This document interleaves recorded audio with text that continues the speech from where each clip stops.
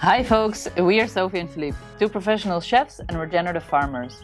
Currently, we're setting up our second regenerative farm in central Portugal, where we grow food for our local community and share our knowledge both on the land and in the kitchen. On this channel, we take you along on the farm's development and we show you how we grow, cook and preserve nutrient-dense, regeneratively grown, delicious food.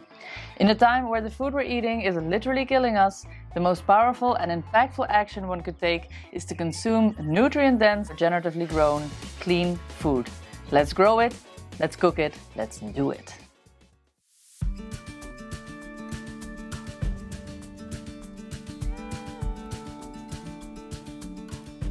If you've been following our channel, you'll know that we've been on a farm tour, and in today's episode we'll be showcasing the second farm we visited. We went up to Trofa, where we visited Tiago and Antonia to visit their market garden.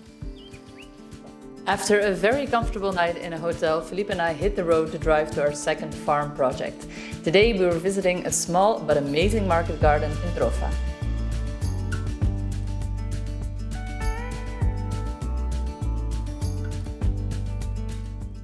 We've just arrived at Formiga Gloriosa, which means incredible ant, the glorious ant. So that's a really wonderful name. We saw the place from the road already. It looks absolutely stunning, very well kept, and we're about to meet Tiago.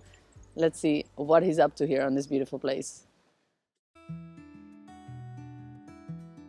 Hello, my name is Tiago, and this is my girlfriend Antonia, and we are the farmers of Formiga Gloriosa. We are 27 and 28.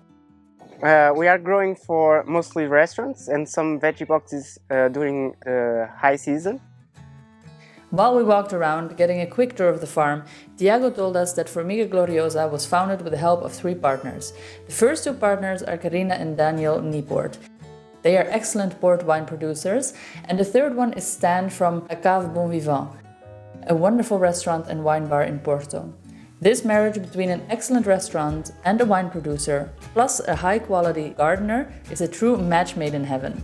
Someone once spoke the words to me, "I am a qualitarian." That phrase stuck, and it came to mind when walking around on Tiago's farm. I started off my friendly interrogation of Tiago with the question, how he got into farming. So I was studying mechanical engineering, and I was very sad and kind of depressed because I couldn't find a purpose on that studies. So I decided to do some time to think, and I went to woofing. I didn't actually enjoy the experience, but I thought I could make a garden at my home. So my grandma gave me some lettuce seeds. I put in the ground. I have a ton of lettuce, and I started selling to my family and for the neighbors just for fun. And people was saying, "Oh, I did a dinner with your lettuce. It's really amazing. The flavor is very different from the supermarket." I like that feeling. So I started thinking, okay, I could work on that. So I went to start a degree on winemaking in a school in Ponte Lima because I didn't find that horticulture could make money. At the beginning of the degree, I found GM 40-year work. And I was like, okay, I want to do this. So I did an internship in Italy at Foradori with Mirta, that she worked 2 years with GM 40-year. When I came back here, I started a garden, COVID hits, and I was opening the garden for the neighbors. And it was working very well. And I decided, okay, I need to do this more serious. So I contacted the best farm, like a small scale farm that I knew, Roback Farm, and I sent a message asking, can I work with you for a few months to learn? And he said yes, and then I realized, okay, this is New Zealand, now I need to go to New Zealand. But I went and worked very well. I learned a lot. This couldn't happen without the learning experience I had there. It's an amazing farm, and Jody is a very good teacher. And yeah, we started Formiga last year. I have the luck that now my girlfriend Antonia is also working part-time with us. And yeah, we are on the second season, and I think it's working. Then of course I needed to ask the same to Antonia. It all started when I met Tiago. He introduced me to the farm and to farming. I have nothing to do with this. My background is in photography and visual arts, but his passion came to me. We actually met on Tinder. It was my first experience and my first date, and it went very well. Good luck is that? That's good luck. Yes, it was good luck. I just didn't know it came with a job. It was like two in one. Do you think that there's a relationship between growing healthy and being healthy, like eating healthy food and being in touch with nature and maybe mental health? Do you? For sure, for me at least, it also made a difference. Before I was working in a big company and locked for a long time inside, and I feel like in terms of mental health it made a big difference. I agree. And also, of course, everything you eat goes to your system. So if you eat healthy food with no chemicals, it will translate. With this statement, I could only agree wholeheartedly. I then asked her what she felt it took to become a farmer. Well, you cannot be afraid of insects and bugs and other little animals. Mainly enjoying being outside and working in the land, because also sometimes it's tough. You need a bit of strength. We were impressed by the tidiness of the farm and by the organization. Nothing that was not needed was present, making the area very clean and minimalistic. We discussed which compost they bought and how that seems to be a universal problem amongst growers, the lack of good quality compost. We then went into the second, smaller tunnel, and Tiago further explained their setup. So this is the nursery. We put this tunnel this year. We are starting all of our crops here, and also we are growing microgreens. This year we're starting growing some edible flowers. It's the first time for us. We are putting tomatoes, cucumbers in pots now, and yeah, we are sieving each week lots of salads and onions and lots of herbs. It's where the magic happens. While Tiago showed his microgreen setup, he told us that he had a super effective way to fill up the germination trays, and he was kind enough to share his technique with us.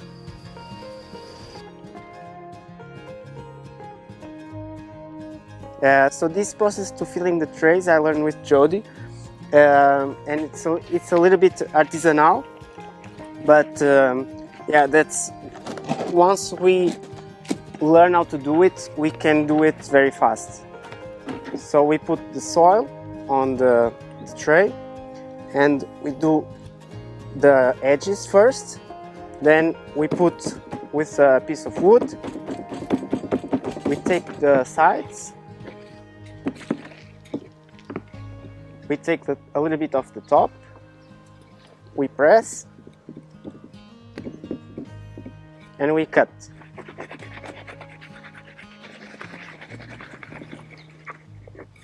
We press again. It depends of the moisture of your soil. And you have a perfect flat tray for microgreens.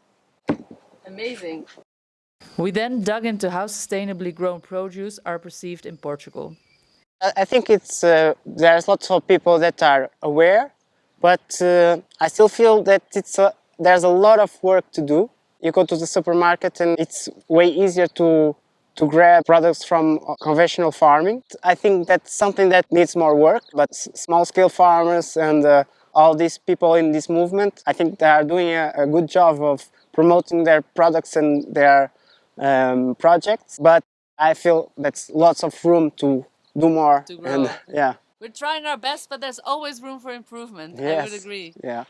Can you talk to us a little bit about some of the hardships or some of the more difficult situations you found yourself in since you've started farming? The first thing was dealing with expectations. We started putting the first seeds 1 year ago, and I forgot that I need to grow and to build all of this.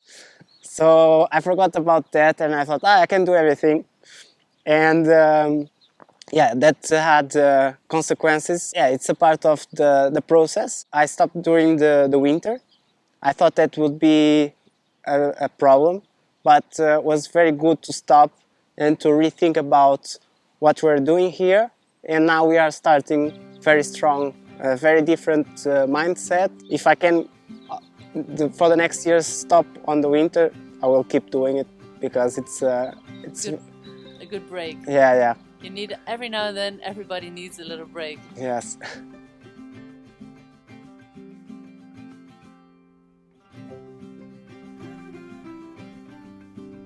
Let's say you were speaking now to a room full of young people that didn't farm one day in their life yet, but they're looking at this video and they are going, that looks great. I would like a life like that, and I would like to grow healthy food and be with my hands in the soil. What are some of the advices you would give to these young people? Do a lot of experiments without being afraid. At the beginning, there's more things going wrong that you expect, but it's a part of the process. When you start going into business, is to think in the business side. I feel like the mindset, sometimes it's a little bit wrong, because you have so much ideas to how to make, just thinking about sustainability of the environment and how to be green, that you forgot about the business part. And that's also very important, because if you don't think about that part, you can't keep your farm for long term. And we need farms to keep going, not just to be for a couple of years. And that's exactly, because that is truly unsustainable then. Yes. If you want to know more about Tiago and Formiga Gloriosa, be sure to check out his socials. I'll leave the link in the description below.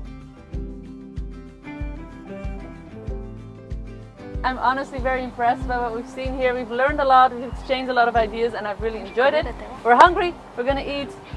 I'll let the guys say goodbye to you as well, and then it's time to eat some good food. Thank you so much for coming here, and I hope we can visit your farm soon. For sure. Yes. For sure. Invited already.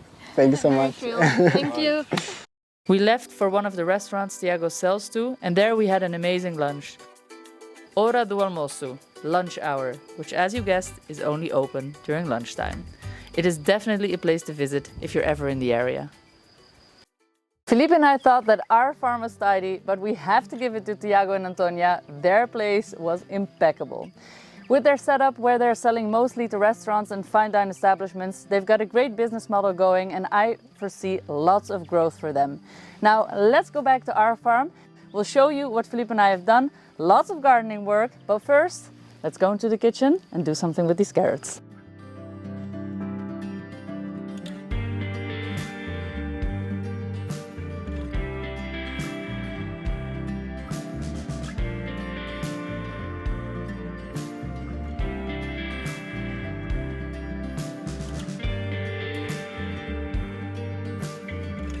Some fresh thyme. My carrots are here. I've already given them a good scrub. I'm going to use them entirely, so I'm going to use them with the peel on. I'm not going to peel these, and we'll do something fun with the carrot tops as well. It's been very hot, and then it's been very cold again, and we're going into a cold week now, so I really want to share with you a delicious recipe for a soup made with carrots and orange. As you can tell, I've got one orange here. We're going to be using the peel, and we're using some fresh onions from the garden and a little bit of ginger. So let's go.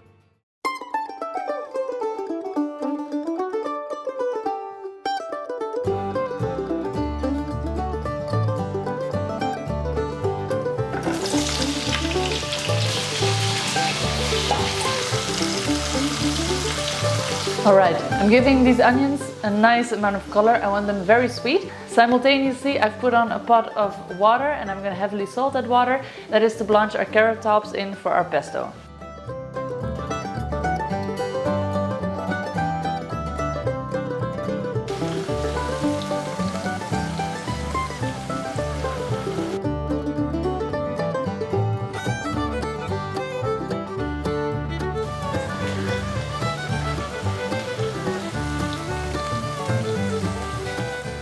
Alright, now I'm going to add the thyme bouquet and the orange peels, and then I'm going to top it off with either water or broth. I have some chicken broth. I'm going to do half chicken broth and half water. That's because I really want the flavor of the thyme and the orange to pop, and if we add too much chicken broth, it starts to taste more like chicken, and That's not the subtle taste we're going for.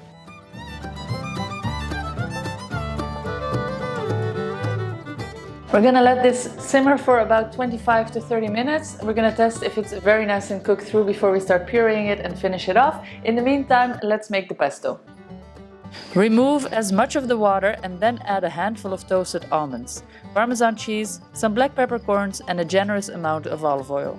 I like chopping everything up to make it a little easier on the wand blender. After about 20 to 30 minutes, the carrot should be cooked all the way through. Take out the thyme bouquet and start by blending away all the chunks of carrots. Then add in a little water whilst blending to create a smooth and creamy consistency.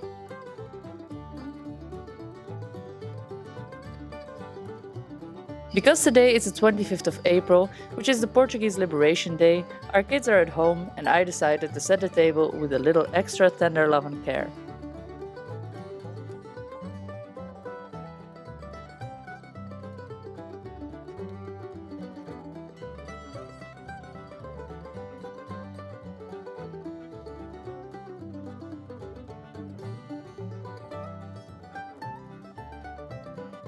The herb garden is such a treasure to have next to the house. It is a true blessing.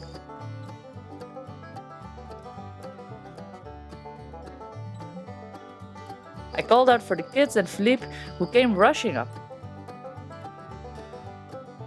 They must have been hungry.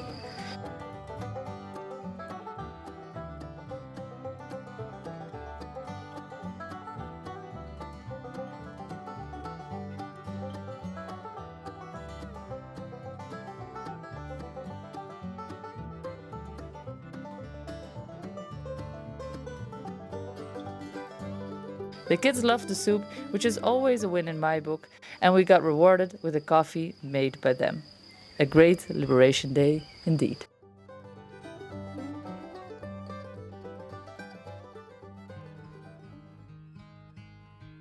During this week, we got a lot of work done on the farm. We had put a tarp down in the Areal area to prepare our beds for our pumpkins. This week, we took away the tarp and set out to plant all our pumpkin varieties. In total, we planted 5 different types. We planted Witte Boer, Butternutter, Porqueira, Ninat Sonju and Blue Hungarian. We dug holes and we filled them with the composted cow manure we have on the farm. Cucurbitaceae are one of the few types of plants that actually love being planted directly onto decomposing manure. After removing the tarp, Philippe used the weed whacker to cut back some of the grasses and then brought forward the beds in order to aerate the soil and make it less compacted.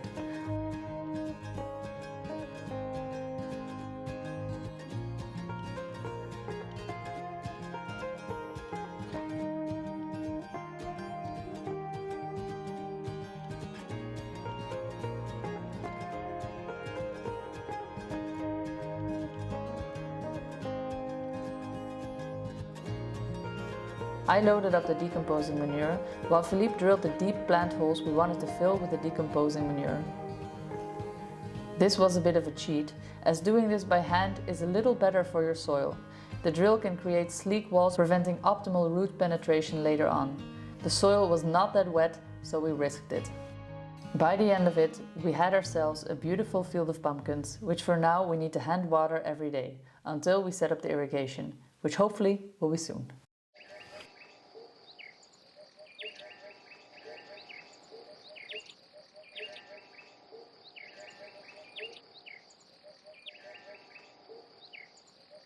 The kids are at home, so we're going to try to get some work done and get them involved. This is sometimes more challenging than we make it look on the screen. They are kids and they love to help, but also, of course, you need some time to actually give them attention and to help them help you. And sometimes that takes a lot of time. So today is going to be a work day, but with a little bit of leeway. Huh, Ams? Let's go. Then we moved on to a pet project, which is to install a wild border alongside our vegetable garden. We have loads of seedlings left from our experiment in the greenhouse, and we want to plant both perennials and annuals alongside the fence to care for our local pollinators, create a bit of a wind barrier, and to increase the aesthetics of the farm, of course. We started by planting our lucky artichokes, which we seeded weeks back from a package of old seed. The kids helped by bringing over the compost for the plant holes, and together with them, a whole row of artichokes was planted on the side of the veg garden. Philippe trimmed the grass in the overgrown kids' gardens, which had to make way for our wild border. The earth in their gardens was repurposed for the borders. We started by laying down cardboard, which we folded in half to suppress the grasses that are currently growing there.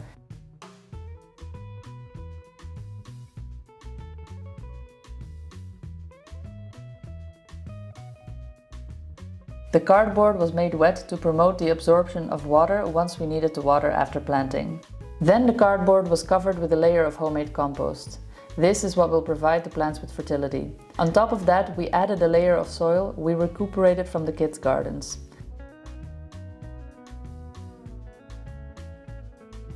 Once the whole thing was in place, it was time to lay out the array of plants.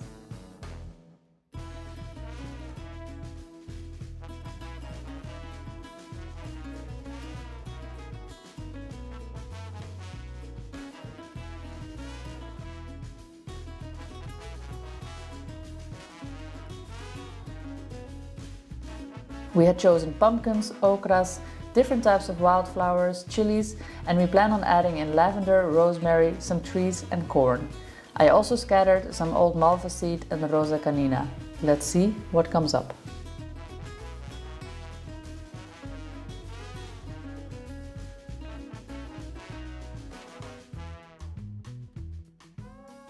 We did loads more on the farm, like trellising our tomatoes, hanging the lines for our cucumber plants, and we also cleaned beds in the small garden and planted our okra plants. More on all of that next week, because this episode otherwise will be getting way too long. We hope you enjoyed the episode. See you next week.